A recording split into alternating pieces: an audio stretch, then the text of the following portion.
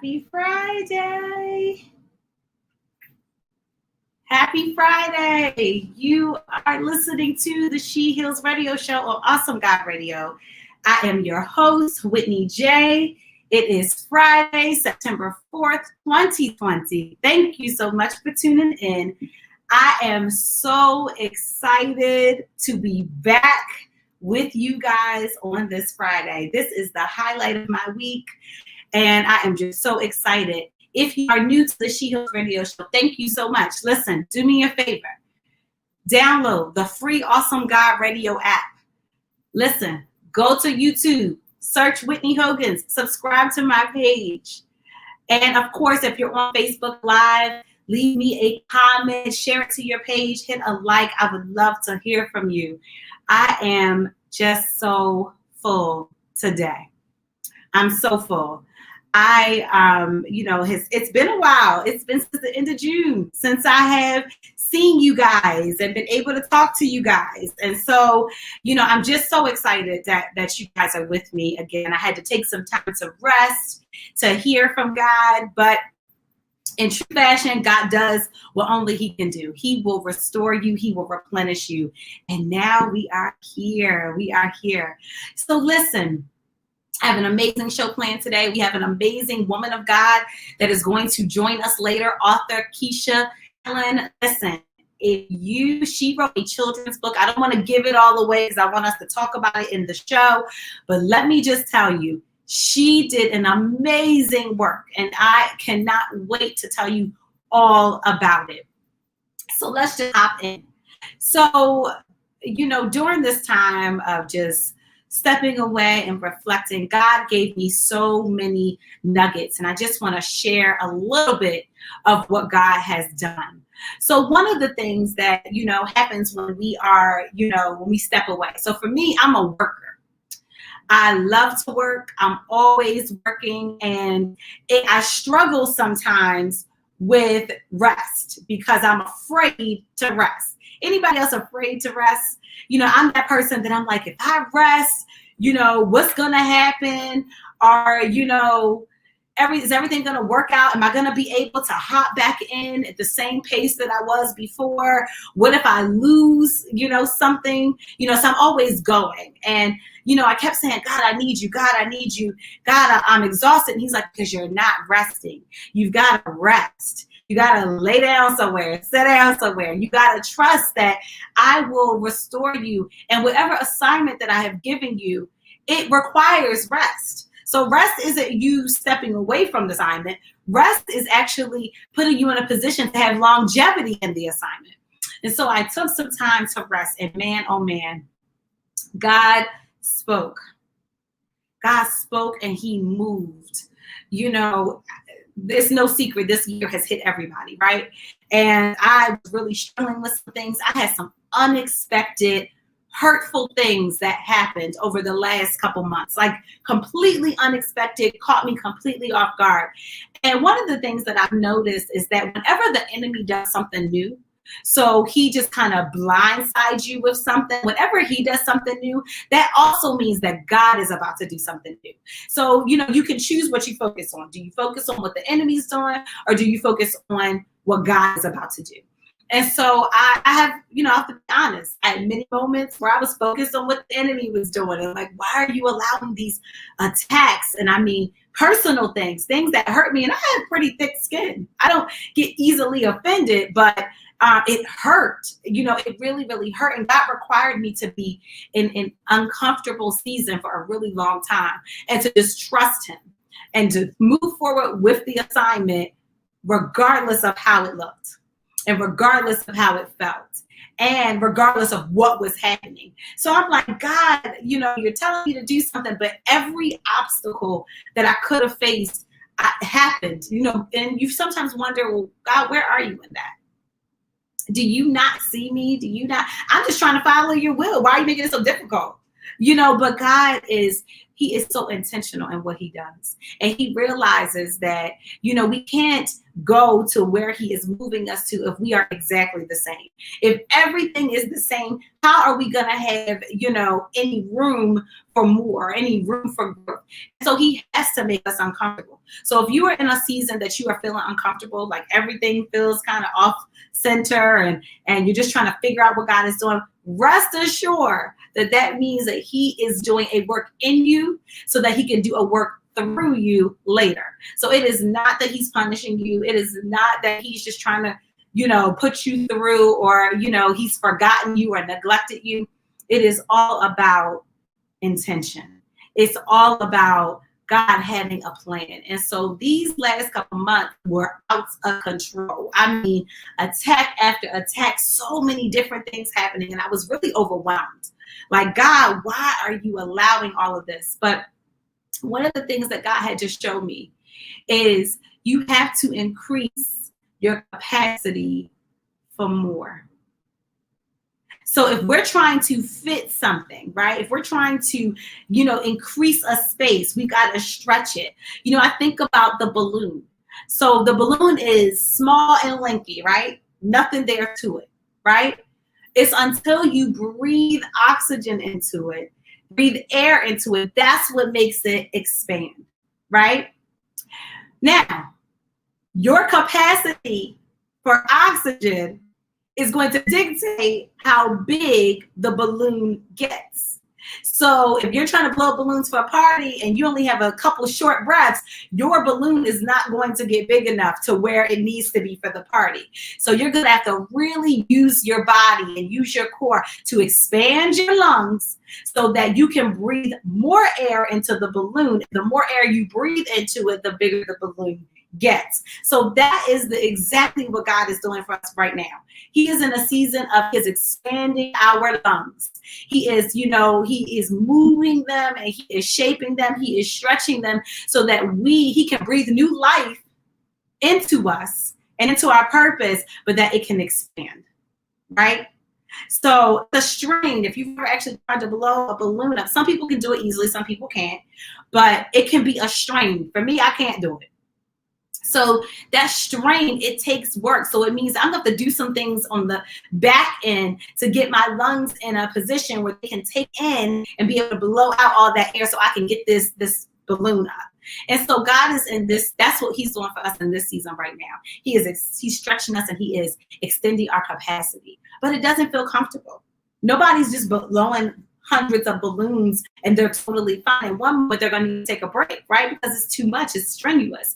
And so you might be in a season where it feels strenuous. It feels you're exhausted. I remember praying some nights like, God, I am exhausted. I am tired of this season. I'm tired of this virus. I want to go outside. I am tired of the overwhelming systematic racism and racial injustice. I am tired of seeing my people getting killed, God. Like, I'm trying to serve you, but you're making it difficult because there are so many things that are happening, but we have to allow him to expand our capacity for more, right? I'm not a singer, right? I wish I was, but the Lord did not give me that gift. But if I was a singer, you gotta sing from your diaphragm, I think. Now, if I got that wrong, don't chastise me, people. Don't get on me. But you have to bring some power to your voice. It's not just your voice. There are other parts of your body that have to work to be able to get the sound and project the sound, right? And so we have to remember that we have to work other things. I've been exercising a lot. And I've been learning a lot about the body. And, if you want this body part to do something, you got to stretch this other body part. Like, it's all coming together. And so because of that, you got to be all in. You got to be willing to submit to the entire process. And so I've been in this situation and you got to have some tools. So I want to share some tools with you.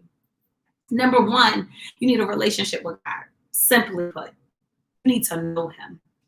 And if you don't know him, or maybe you strayed away, this is a great opportunity to get closer. And you know what? Church and church culture will have you thinking it's this big thing, but God just wants your heart. You don't have to be at the altar. You can be in your living room and just saying, God, I need you. Jesus, I need you. I can't do this by myself.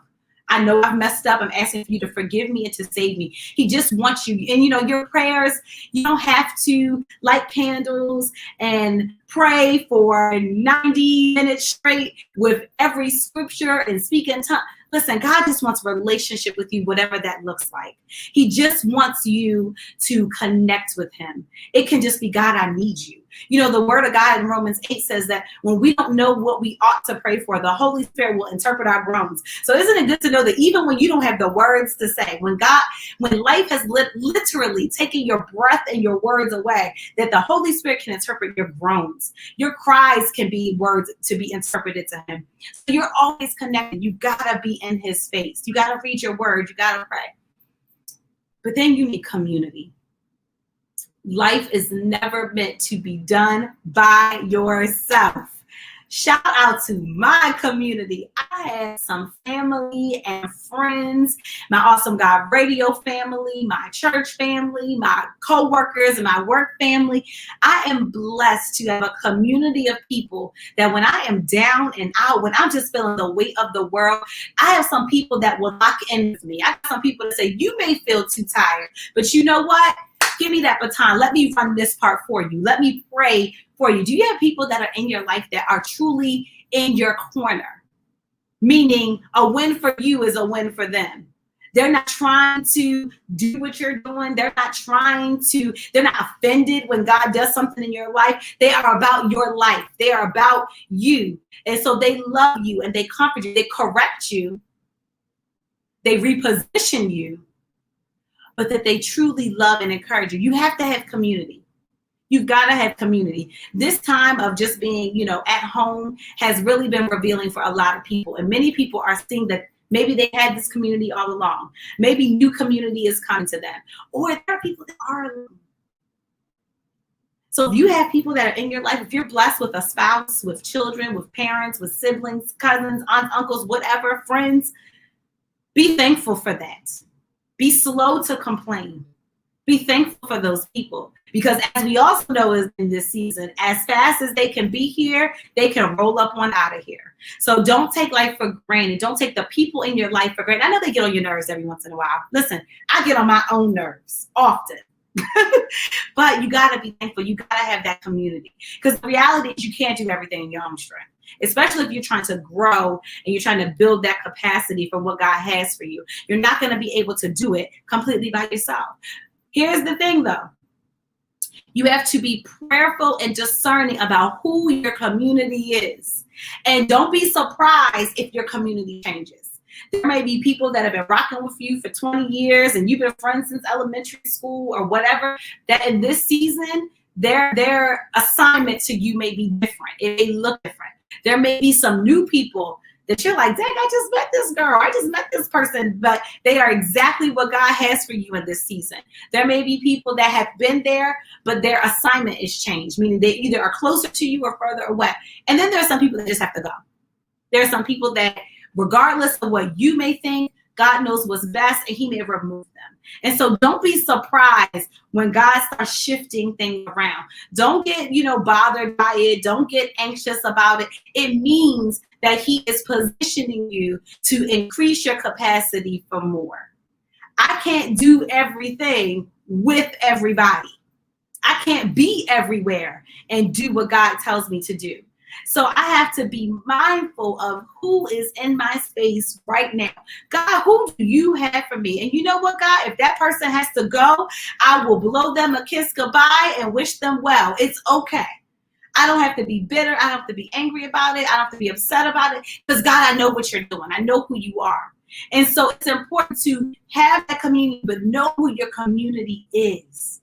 And that's why you got to be connected to God so he can impart that wisdom. He will show you. He will show you this person, not that person, this place, not that place. He will show you. The other thing is you need accountability. If no one is in your life, you have no one in your life that can speak a word into you, that can correct you, you, my friend, are not going to be able to get to the place God has for you. You've got to have accountability. You've got to have somebody that is close enough to you that you can share with, but that you also can listen. Listen, so many people want to be the boss. They want to be leaders. They're like, God, promote me, promote me, promote me. You cannot lead if you cannot listen. You cannot lead if you cannot take correction. So you've got to be teachable and coachable. You don't know it all, contrary to what you may think.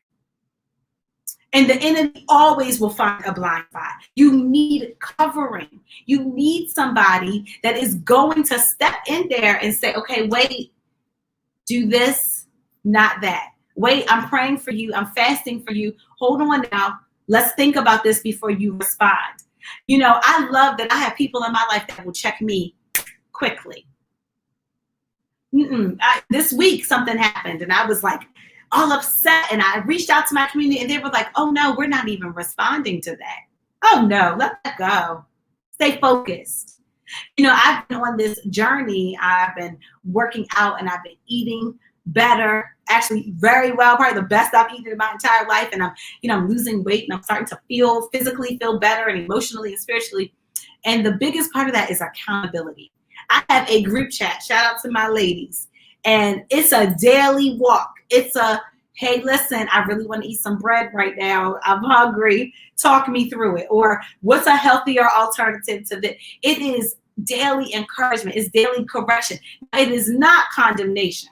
So be careful, because you want to make sure the person that is holding you accountable, they are, pouring into you. Yes, they're correcting you. They are not condemning you. They're not judging you.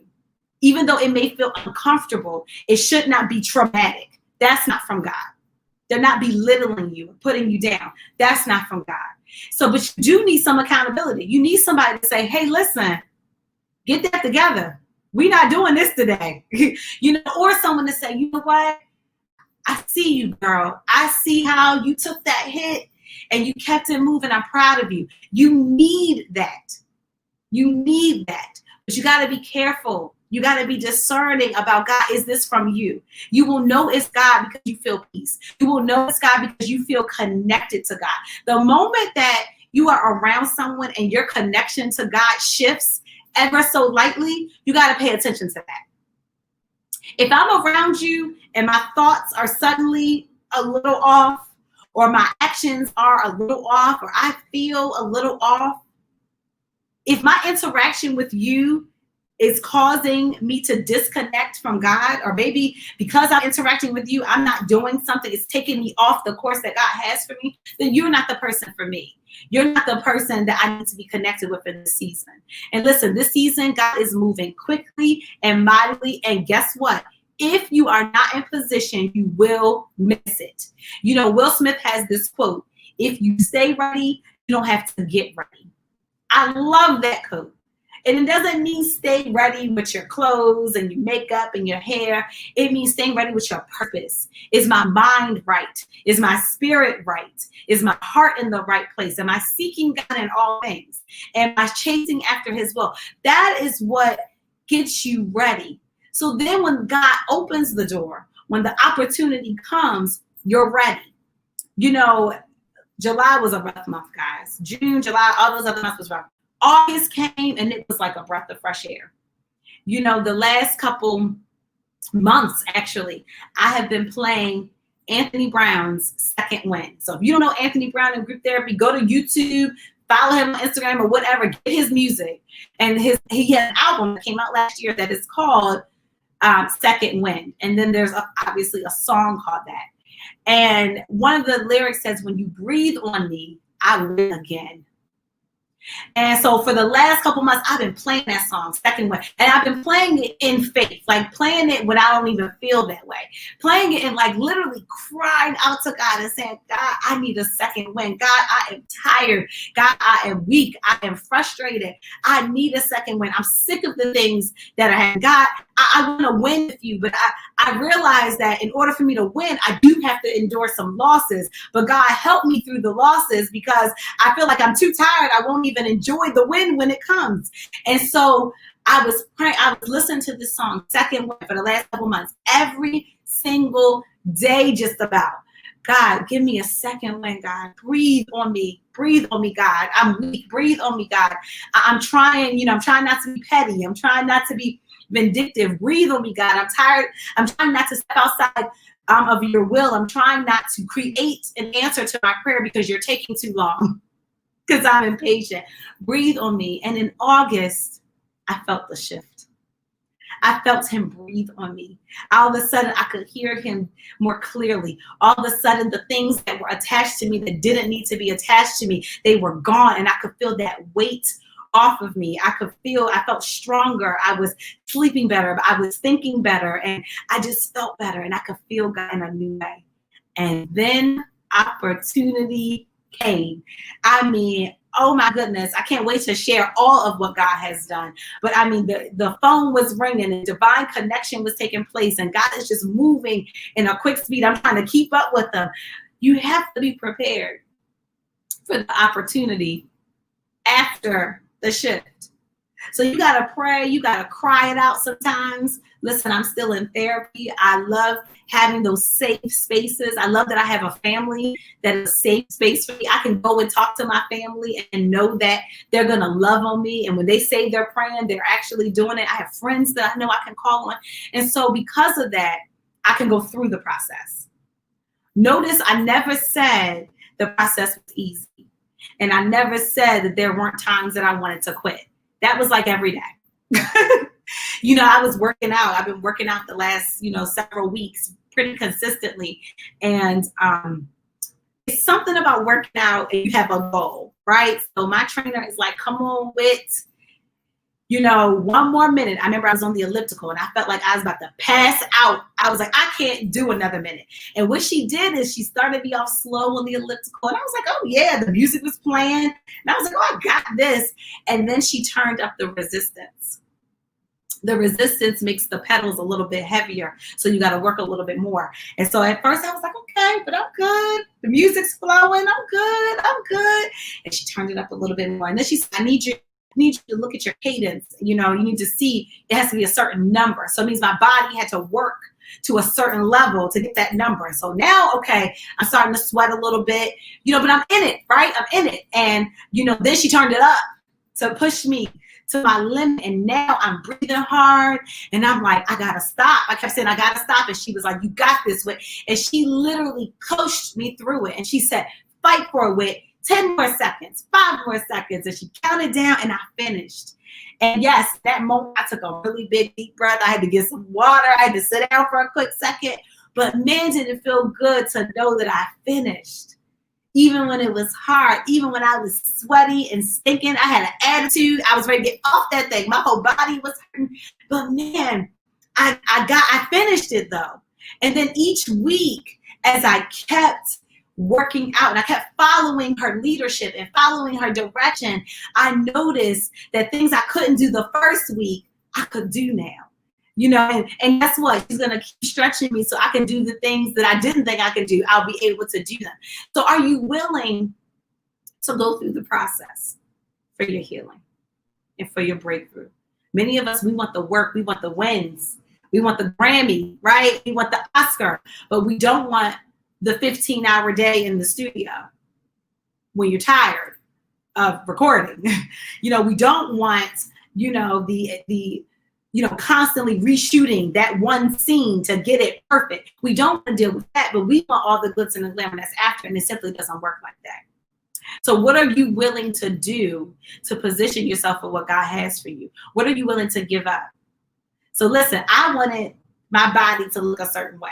I wanted to lose some pounds. I want some abs. That's my goal. I want some abs. I want to have a nice fit body because I believe that God is calling me to much greater, and I need to be fit so I can do the things he needs me to do at excellence. And so I had to say to myself, okay, you want to lose weight. You don't want to feel sluggish and sluggish all the time. You want to feel better. What are you willing to give up to do that? What are you willing to sacrifice to do that? Because the weight's not just going to come off. Those days are over. My 20s are over when I could eat all day and not gain a pound. I can think about food and probably gain weight right now. And so I had to say, okay, what am I willing to give up? Okay. So I love to eat bread. And I love to overeat. I love all the cookies and the cakes and I love all the sugar. But I want to lose weight. I want to be healthier. I'm going to have to give those things up. I'm going to have to take a season and step away from those things. And I'm going to have to change my mindset about it. And, you know, I want my body to look a certain way. I want it tight. Well, I'm going to have to go work out, because eating well is a big part of it. But the other part is actually exercising. So, okay, God, all right, I'm willing to give up that hour that I might be chilling, laying on my couch doing nothing. I'm going to give that hour to you, and I'm going to work out even though I don't feel like it. I don't want to do it. It's going to hurt. It's going to be uncomfortable. But I'm willing to do that because I want a healing. What are you willing to give up? What are you willing to sacrifice? So sometimes that might be, listen, I can't go there. I can't go out to eat with you today because this is my day to eat clean. I only have, you know, this one cheat meal or whatever. What are you willing to give up? And if you constantly look at it as a negative, like, oh, I can't have that, you're not going to do it. My trainer taught me, she said, you're not going to say you can't have that. You're going to choose to eat something else. So instead of I can't have that loaf of bread that I want, I am choosing to eat fruits and vegetables instead. How you speak affects what you produce. How you think affects what you produce. And so we've got to get ready. I'm telling you, God is moving. Here's the other thing. When he does it, and when he opens that door, when he answers that prayer, you can't be standing there with your legs shaking either. You got to walk in it. How many of us will believe God for something? We will pray and fast for years. And then God sends it and we're like, I don't know. Is that for me? We're questioning it. We're waiting for the ball to drop. We're waiting for it to not work out because everything else hasn't worked out. What God has for you is yours, and there is nothing you can do about it. But you've got to embrace it when it comes. Listen, I'm the queen of doing that. I will pray for something and pray for it, and then it comes, and I'm like, I don't know. Is that me? Was that you, God? Is that for me? No. Boldly walk through the door that God opened for you. Don't do all the work and then freeze up when it comes. Complete that thing. Walk in there, and walk in there with the confidence that God placed you there. Walk in there with the thankfulness in your heart that God, it's no way I could have done this without you. Thank you, God, for even allowing, when I look back of everything that has happened, God, thank you so much, God, for allowing me to even get to this place. Listen, you have got to embrace it. Open up your heart, open up your mind. Of course, pray for wisdom and discernment, but you got to be there. And last but not least, go get somebody else and bring them with you. This ain't you. Don't get delivered and then get cute. Get delivered and then go have a real conversation with somebody that's struggling and tell them how God just brought you through and what he did and who he used to help. Be thankful. Thank and appreciate the people he has put in your life. But you can do this. I can do this. We can do this.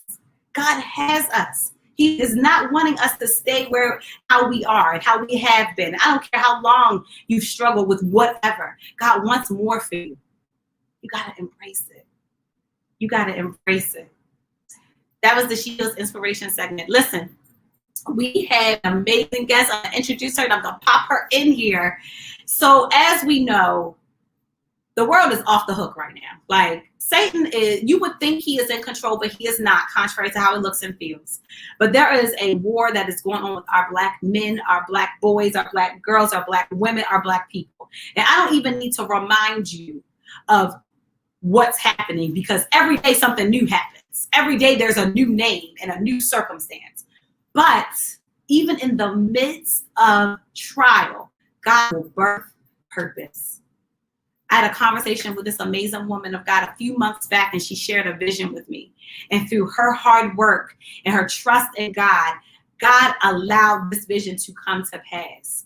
So I am going to pop into the show. I want to welcome to the show my friend, my trainer, but author, Keisha Allen. Hey, Keisha. Hi, Whitney. How are you?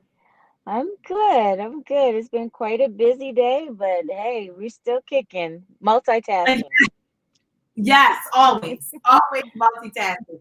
So I just want to thank you so much for coming on the show. It is an honor to have you here. Y'all, this is my trainer. Like the reason why my legs are burning right now.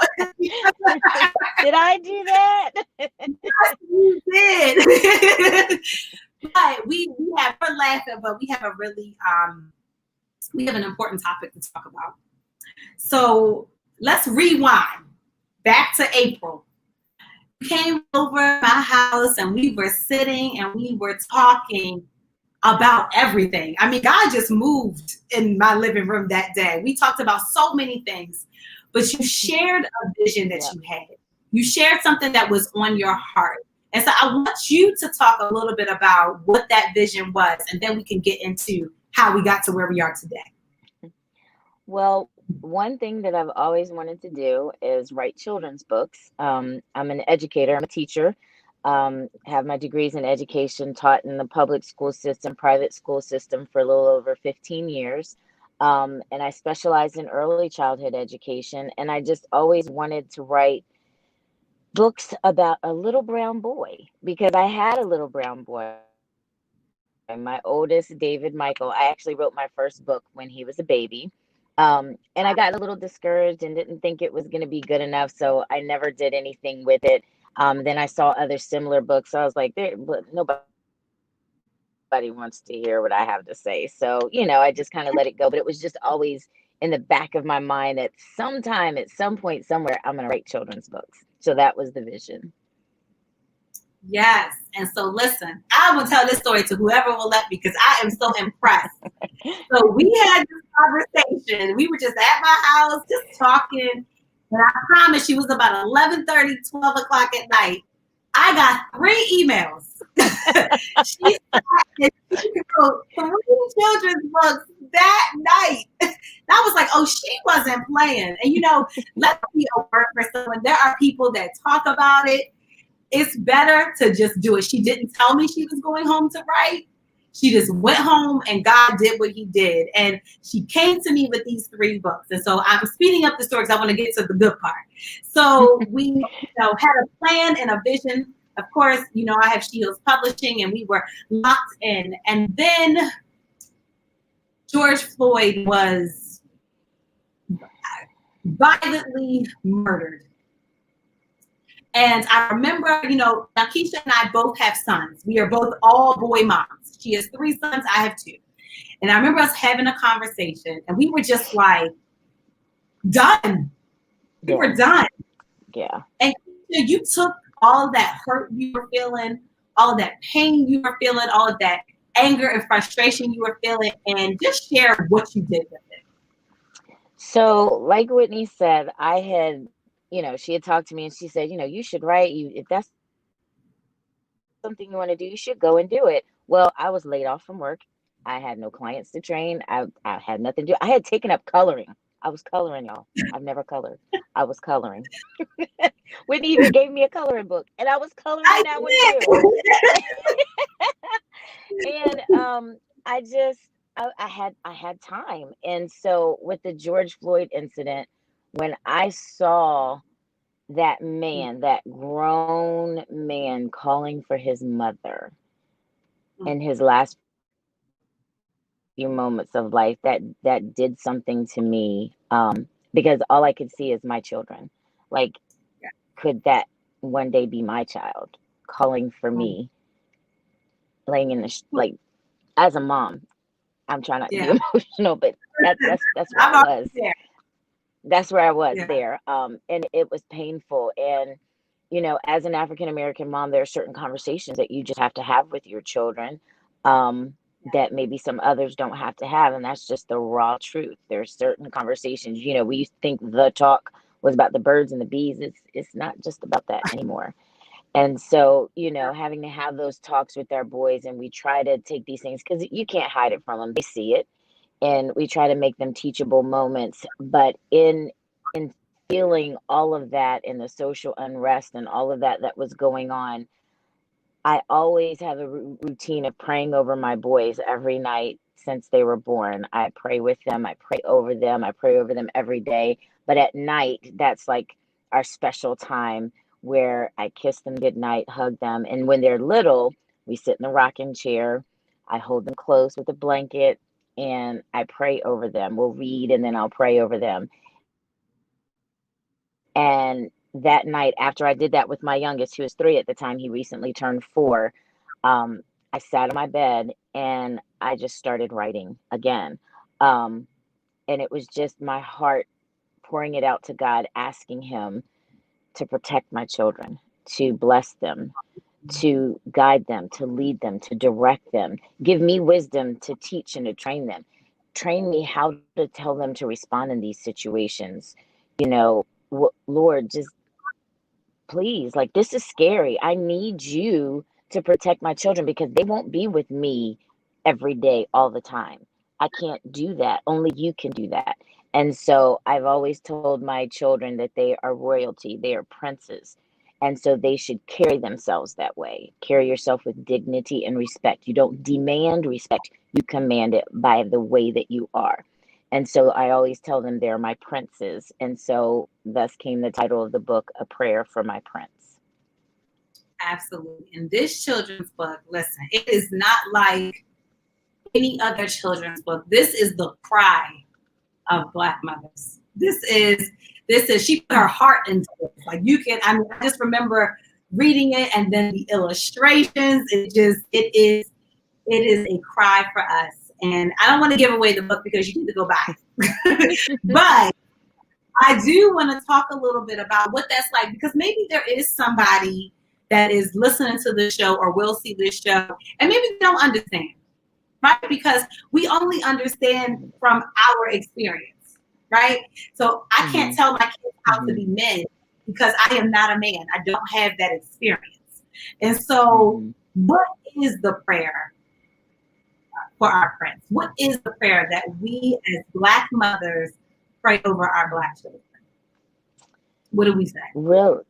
Really, my prayer is just for an anointing to be on them, like almost like a force field of glory that is like a hedge of protection around them, honestly. And I know that probably sounds weird to some people, but that's literally my heart is, Lord, place a hedge of protection, of a force field of your glory that allows no plan that the devil may have or someone who has cruel or evil intentions, and I'm quoting a little bit of the book here, that would not be able to penetrate and affect my child. And they're not going to be perfect. They're going to do things wrong, but help them to make the best decisions that they can and to be positive contributions to the community and to others. And even in all of that, they can still be seen a certain way just because of how they're dressed or the color of their skin. They may be misconstrued to be doing something different. Like it doesn't take much. One thing I thank God for my husband, David Allen Sr., shout out to my boo. As a father, I'm blessed to have him with me teaching and training the boys because there's certain things that I can't teach them. I'm the mom, I'm the tender heart, I'm going to pray, I'm going to cuddle. But he teaches them the hard facts and the hard things. And they had an experience where they were pulled over one day. My husband has, the typical pride and joy car where he's, souped it up and put the rims on it and, done all these things. And it'll catch your eye, it gets your attention. And he does like his music to be very audible, if I may say. But there was a time they were stopped and he used it as a teachable moment. All 3 of my children were in the car. And he said, so this is what you do. And he said, you take everything out, so it's there so you don't have to reach for anything. You roll the windows down so they don't have to wonder and, who's where, the windows are tinted, whatever. You put your hands up where they can see. He had all the boys put their hands up. And when the officer comes, you speak respectfully. He spoke with the officer. Yes, sir, officer, this, that, and the other. And he said, oh, well, you have a light out in the back. I'll just give you a warning, have a nice day. And it was a very positive, experience. There was a light out. He got pulled over for it. But, he showed them how to respond in a situation like that. And it broke my heart that my 3-year-old had to like learn that at 3 and at 2 and just that type of thing. But it's important to teach and to train so that they will know. Try to do as much as we don't teach our kids to say, oh, I know my rights and all of this. We don't even go through all that. Respond with respect, carry yourself with dignity, like we've taught you to, because you are royalty, you are a prince, so you carry yourself that way. And if they're in the wrong, we'll deal with it later. I just need you to come home alive. Do what they That's asked you to do. Mama, daddy, we're gonna take care of it later. I just need you to make it home alive. And that's probably the scariest thing of all as a Black mom. it is. I remember, I did not allow my oldest son to watch the George Floyd video because honestly, I could barely get through it. And I was like, Yeah. nightmares about it. So I didn't allow him to watch it, but we had a conversation about it. And I remember him saying to me, now my oldest and your oldest, they're the same age. They're both getting ready to go to high school. David's already started. Quincy started next week. And so I remember Quincy just looking at me at the table. He was quiet and he says, so Ma, I can do all the right things and still get killed. And I remember, I'm like, my eyes are welling up now because I remember just like, yes. Like, and I just, in that moment, I felt like I was taking a piece of his childhood away. I felt like I was taking his view of the world away. But unfortunately, this is what we have to do to keep our kids safe, right? It is a real feeling. I think we've talked about, even when Quincy walks my dog, like you need to have your phone on you at all times and it needs to be charged. You should never be outside of the house and it's charged. I need to get to you. These are the things that some people may not think about. As a Black woman and as Black mothers, this is a daily thought. We are constantly observing our kids. How are you dressed? How are you put together? How are you putting yourself out to the world? And so this prayer book, it is amazing in its work, and it is heartbreaking at the same time that we have to do this, right? But what do you say to the mom? Yeah. Who she's just like, what am I supposed to do? What do you say to her? How do you encourage? Because that's us, right? We even have those moments. Yeah. But what do you say to mom that is like, he's my baby boy? What do I do? Yeah. Well, first thing is we teach our children, we don't teach them the police are bad. Because with a lot of what we see on media, like even my 3-year-old who recently turned 4, I keep saying 3, when he was reading, he loves the book. We read it together every night before we go to bed. He says, Mommy, read my book. Because all of my books are based on my children, most notably my youngest one, who was my bonus baby. My other 2 boys are 14 and 11, and he's recently turned 4. And so everything is the world according to Marcus, and his name is Caden Marcus. So he knows that it's his book. But we don't teach them the police are bad and the police are racist, because the police aren't bad, the police aren't racist. They are there to serve and to protect us. That's what they do. And there are so many wonderful men and women out there that serve and protect all people. Not all cops are bad. So that's first of all, is we don't go there, because there are Black cops, there's Latino cops, right, there's Asian cops, there's police of all races. So the police are not a racist institution. I'm not for defund the police and all of that. We need law and order. We do need those that are willing to serve and to protect. However, there can be people that have a certain bias or a certain viewpoint of people that don't look like them. It doesn't matter if they're a police officer or not. If they have that viewpoint, they have that. Yeah, it's a heart issue. Viewpoint. It's just unfortunate that there can be times when those people are the ones with the badges and the guns, and can sometimes automatically assume, because of the dangerous job they do in dealing with a lot of people that are trying to kill them, and they're trying to get home to their families as well. But there can be times when they may misconstrue and think that someone is reaching for a weapon and maybe reaching for a cell phone or reaching for a hairbrush, So as far as telling them, like, what do you do? Honestly, tell the truth. Tell the truth. Tell your children the truth. Life is not fair. And we tell our boys that it's not fair. Don't expect it to be. As long as you expect life to be fair, you're going to be unhappy and disappointed. Life is not fair. It's the way it is. You got to deal with it. Do you think it was fair that Jesus had to die for all of us? What did he do? But nothing. Was that fair? No. Okay. So if you're not dying on the cross like Jesus, I'm going to need you to keep it moving, you know? But tell our children the truth. Life is not fair. There are certain things that's just the way it is. That's how we have to handle it. But tell them the truth and pray for them. Like, honestly, I pray for my Yeah. boys so much. I would protect them with my life. But even in that, I can't protect them like God can protect them. And that's not to say that nothing bad will ever happen to them. We all know that that's not the case. But my heart's prayer is that God would allow my children to be a blessing to those that they come into contact with, that they would have Right. favor with the people Yeah. that they contact. I also teach them to be men of the CIA, I call it Christian character, intelligence, integrity, and athleticism. I want them to be active. I'm a trainer. Of course, they're going to have to be physically active if they're in my house. So that's honestly what I would say to that mom. Tell the truth and pray. Yes. And what great advice.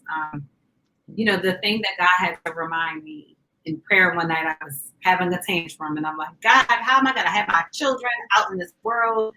And he had to remind me, he said, listen, these are your kids on loan. They belong to me. Right. I Right. am there. They're yours on loan, and On so loan. God, Right. he does have our kids, and we have to understand that this walk with God, things will happen that are beyond our capacity to understand. Yes. When I look at so Yeah. many videos. Go ahead. No, it was bringing me to the point of the next book that I have coming out addresses that the fact that these children are not ours alone. Like, God gave them to us on loan. Yes, And that's the focus of my next book, in how God sends us the children that he intends for us to have. And he asks us to be stewards over them while they're walking on this earth. And we have to give an account for them. And what we did in raising them. Then, of course, when they become adults, they got to give an account for themselves. But I know one thing my mom used to always say: when I go to heaven, I'm going to be able to give a good account for what I did in raising you. Now, what you do afterward, that's on you. Yeah, and that's it. But I'm not going to be in trouble with God for not raising you right. My mama did not play. She did not play at all. I was raised up under the pews in the church. I'm talking, we would be in prayer all night long. And I mean all night long. That's that old school. That's old school. But you're so right. We've got to pray with our kids. We have to pray over our kids. We have to trust God. I always say I cannot protect my children from everything, but I can love them through anything. Right. There have been many things I love that. I could, I wish I could, make it right every time, but I can love them. I love they have that. I can love them through that. So for everybody that's listening, all of the mothers, Black mothers, any mother that's praying over their kids, just understand this. God does have a plan. I know things look and are a mess. We don't have to sugarcoat this for anybody. We don't have to make it comfortable. Things are happening and change must take place. But we have to remember that our response to a storm is just as important as the storm itself. So it's asking God, how do I respond in a way that brings glory? How do I respond when the Karens of the world are not minding their business? And I am just trying to live my life, and here they come. God, how can I respond in a way that is to you and not how I want to handle it? Because if I handle it, it's fine. Right? So it's all of those things. So this book, this A Prayer for My Prince, is powerful. If you are a Black mother and you have a son, you need it. If you are a Black mother and you have a daughter, you need it. If you don't, if you're not Black, but you just want to understand because you're seeing what's going on and you're trying to understand, this book provides that for you. It provides an opportunity for you to get you could peek in to the mind of a Black mother. Here's your opportunity to see as she relates to her kids. So I want to put that aside for a quick second. I want to talk some logistics. So tell people how they get the book, and let's also talk about all that you do so people can connect with you as well. Yes, ma'am. So, first of all, I cannot go any further without a huge shout out to my illustrator, Stephanie Paget. You all, Yes, she is, when I tell you, I've known Stephanie for about 16 years. I met her, I think she was maybe a senior in high school, freshman in college, and I saw the drawings that she was doing, and she was extremely talented. And I told her back then, if I ever write a children's book, you're going to be my illustrator. So of course, just a couple of months ago, I called her. I said, "Do you remember when I said to you?" And she said, "Yeah, did you write a book?" I said, "I sure did. You're my illustrator." She said, "Let's yes, go," and she jumped right on it. And when I tell you, it was like God gave her vision into my heart, my soul, and my mind. And we came together to cast a vision for what each picture in the book would be. And there's a couple pictures when she sent them to me, I literally cried because they were so beautiful. And it was as though she was looking in my window of me with my children. So, Stephanie Paget, yes, you are phenomenal. Thank you for bringing my dreams to life. You are extremely talented. And I am so blessed and honored to be on this journey with you. My words mean nothing without your beautiful pictures, because I know my Caden didn't want to read just the manuscript. He wanted the pictures, and that's all for you.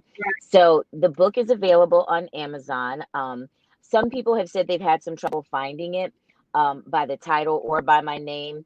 If you put in a prayer for my prince or Keisha Allen book, it's not going to come up on the first page. It's brand new. Nobody knows me. But if you scroll down to the second or third page, you'll see it come up. You can also purchase my book on my website, KM as in Michelle, Allen, I'm sorry, KMA Enterprises. So KMAenterprises.org. I have the book there as well. And there you can get a signed copy of the book from yours truly. And on the site, you'll see all of the things that I do. I am first and foremost the wife of David Allen. I am the mom of David, Jason, and Caden. After that, I am a group fitness instructor at a local health club here. I'm also a personal trainer. I do one-on-one training, small group training as well. And then I'm also a consultant. I do some consulting work with social media content, editing, writing. And of course, I'm a children's book author now. I write children's books. I've got the World According to Marcus series all ready to go. All 4 books are already written. Stephanie and I just have to make them come alive with the pictures. So we're hoping to release book 2 by Christmas. But the series is The World According to Marcus. Marcus is my little one. Caden Marcus Allen, my youngest one. The books are inspired by him, as well as my older 2 boys, and the way that they see the world and the experiences that they've had as they're growing up and seeing the world through the eyes of a little brown boy in America. yes, it is wonderful. So Keisha is very modest, so I'm gonna have to brag for her.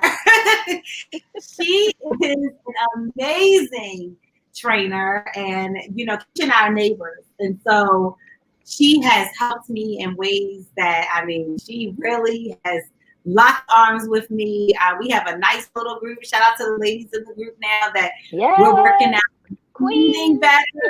Yeah, almost all of us except for one birthday this month, so that's cool too. Yep. God, when I say she's working, she is praying over me. She has helped me to really have a new approach to food that I've never had before. I'm starting to see the results. I'm telling you, if I get one ab, y'all, it's gonna be on and popping. One ab, that's it. I'm gonna act a fool. So just pray now, just pray. If I It's feel coming. one coming in, it's over. Coming. It's over. It's coming. But she just is caring and attentive, an amazing woman of God. I'm so thankful to know you and be connected with you. And these books, just getting back to the books for a second, you don't want to miss these books. They are incredible. The words, the illustrations, the message. It is something, and you're gonna fall in love with Marcus. He is so cute. And you're going to go on this journey with her, and it opens up an opportunity for dialogue. It opens up an opportunity to have some conversations in your family. So even though when we think children's books, we tend to think, oh, little kids, but this really is a book for anybody to read. It's just given from that perspective of Marcus. And so grab them on Amazon, grab them on kmaenterprises.org. We will put the link in the chat box. We put the link to her website, and we'll put the link to Amazon as well, so you can choose. I mean, if you're going to get a book, though, get a signed one. I'm just saying. I'm a lover of books. So, but just embrace it. Keisha, I just want to say to you, I am just so inspired by you. You took a conversation that we had and you heard from God and you moved. And, that speaks to who you are as a woman and a person, because many of us will hear God and we sit on it, right? We're like, oh, didn't say that, God, or let me get 37 signs and then I'll do it. Or, we sit on what God has with you. Yeah. And that's a big deal. That is to be celebrated, that you move. But even in your own pain as a mother and your own frustration of what's happening in this country, you allow God to use you in that moment. And people are going to be blessed for it. So Whitney, I have to say to you, thank you. There's a scripture in the Bible that says one plants a seed. And so my parents planted the seed. They've always told me how talented I was and that I should be using all of my giftings. My mom and my dad have believed in me more than anybody other than my husband. And they planted seeds, and those seeds have been watered throughout my career and things that I've done. And then God gives the increase, but you put that last little bit of water on it. And it was just something about the timing of speaking with you that day. It was like the timing of God just clicked, and it was like, right. Yeah. And I just started writing. So thank you for being that water, that last bit of water that I needed to walk into this portion of my life. It is my pleasure. I am thankful for you. So I just want to thank you again, Keisha Allen, for coming on the She Heals Radio Show. Listen, y'all, I'm pumped. I have been in the air too much. I am and I'm excited. I'm just so excited. So for my She Heals family, thank you so much. One, for allowing that rest, and for coming back and listening to what God has given me. I don't take anything that God does for me for granted. I don't, I'm just eternally grateful for just the opportunity to be able to share the things that God has given me. Listen, subscribe to the YouTube page. Check us out every Friday, 6 p.m. Eastern Standard Time, here on Awesome God Radio. God is doing something new. That's all I can say. I can't give it all to you because God is speaking to me, but God is doing something new, and it is imperative that we stay in position. So if you got nothing else from this show today, get that you got to speak to God and get in position. Do whatever He's calling you to do, because somebody else's breakthrough is contingent upon you being in position. So if you're out of position, we can't move this thing forward, right? To my super producer Q, listen, y'all, we got a full studio. God provided a full studio.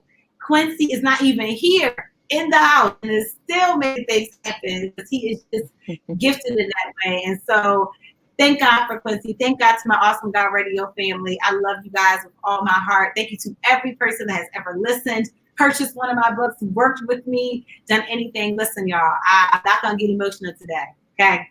But I am going to say I am thankful. And many people see me, and I tend to be upbeat a good amount of the time, but people don't know the other side. And that other side, when I'm low, when I'm down, and when I'm broken. And I can feel the prayers of whomever is still praying for Whitney. And that's what gives me enough to just get to the next step, and then the next step. So I am so thankful.